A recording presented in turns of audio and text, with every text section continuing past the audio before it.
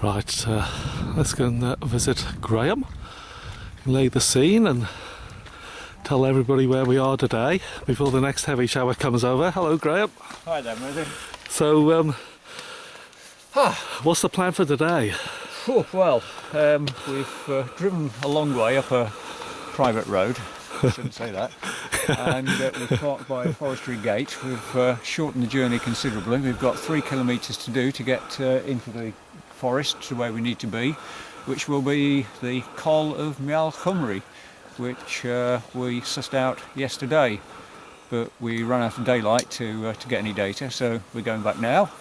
We're going to survey the col, get the col position as accurately as we can, and then we're going to put in the GPS and sit there for an hour-ish.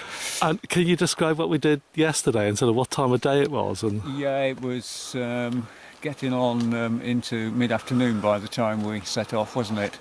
And already the sun was sinking in the sky, and we walked 6 kilometres in and spent, must have been the best part of an hour trying to suss out where the col might be. There was dense tree cover, very tall tree cover. There was debris on the ground, and it looked as though it would be impossible to get to the exact position of where we thought the col was. But as the daylight was dying, 2 intrepid people, your good self and John, went off into the trees while I cowered behind with a head torch to give you somewhere to focus on. And you duly found the col, and you came back, elated.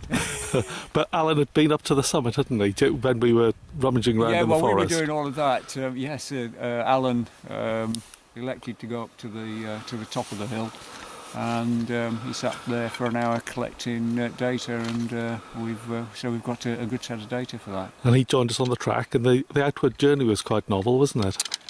Yes, you could say that. I was setting a fair pace, weren't we, to try and get there before the daylight failed on us. And we had a very interesting journey back. So it was quite a day, really. I know. So what did the journey back consist of? Sort of chatting up a dead stag, really. Shall I come to John who can elaborate on that? I'm sure he will enjoy it. to talk about the dead stags. Thank you very much, Graham. So the journey back, John, when we were here yesterday, what sort of happened coming back on the track? Well, we met this guy in the Forestry Commission, truck coming up, and we had a chat with him because we thought we'd perhaps get a bit balked for coming up here. But yeah, he was quite a nice bloke, and we accosted him to giving us a lift back, and we thought we'd probably never see him again, but a bit further up the track the headlights came down, and yeah, he said jump in the back, you lie down with the stag, and so the 4 of us got in the back and hang on tight, and it's so useful, we saved a couple of kilometres walking that time of night. When you say the stag, it was a headless day with a head there as well, wasn't it? Yeah, it was full work, apart from a couple of legs missing. Anyway. Yes, so I've never sat in a truck with a dead stag before. But not something I really want to repeat, but we should experience.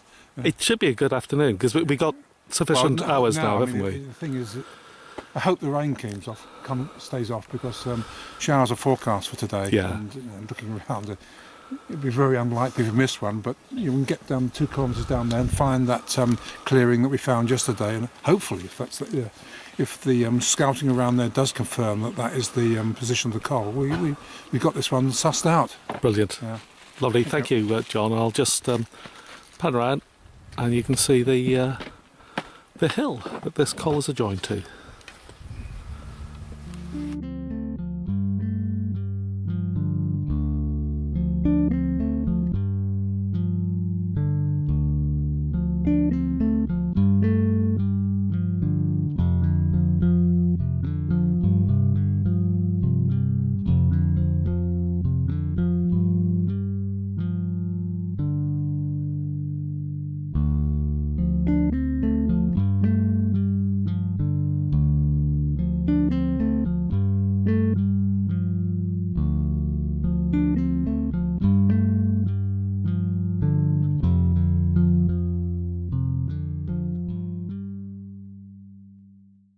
And Merlin, well, we're now in what we think is the thought was the position of the coal from the quick look that we did last night in the dusk. And what we've done, because this area is very flat, we set up the GPS at a convenient point away from all the trees, and that's been collecting data now for almost an hour. But in the meantime, we've taken the level and the staff, we set it the level up initially in the middle there, and we looked around this flat area to try and get some feeling for the slope of the land. And from the distance behind us, the other side of the GPS to where we are now, the land is actually coming up slightly.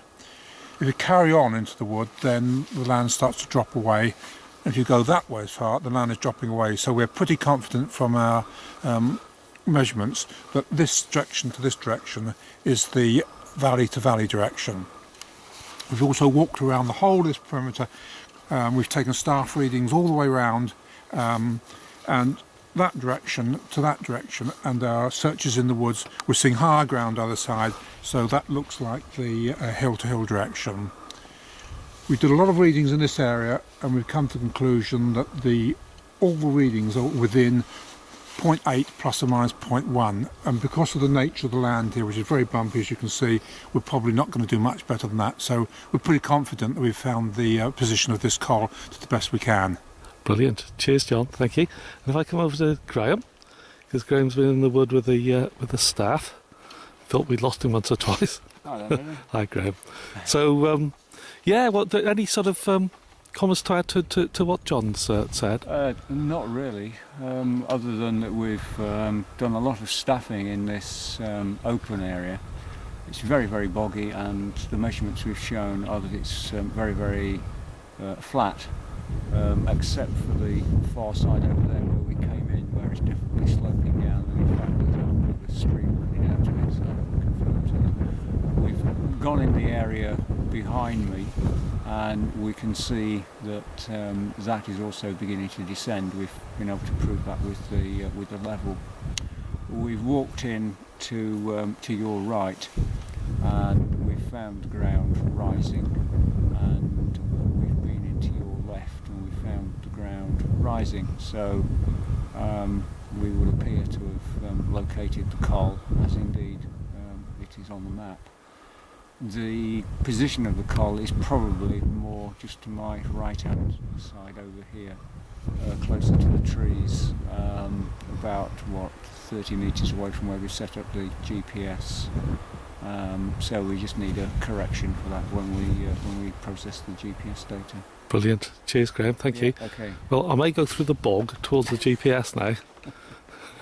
See how far I sink in. Let's go and if I take the viewers to, we followed yesterday evening when we came here, we followed a part of a stream into this ground, and at this point, this is the start of it. And here's the stagnant pool, not very welcoming, and that continues into the mature trees just in the background, and it goes into the wood, and then it flows under the track that we used as the access point to get here, and it goes down to the valley. So as I've just been speaking to John and Graham, that of course it's a good indicator when you follow streams into areas like this. The indicator of where the critical coal is. It's usually at the start of a bog, that is the start of the stream.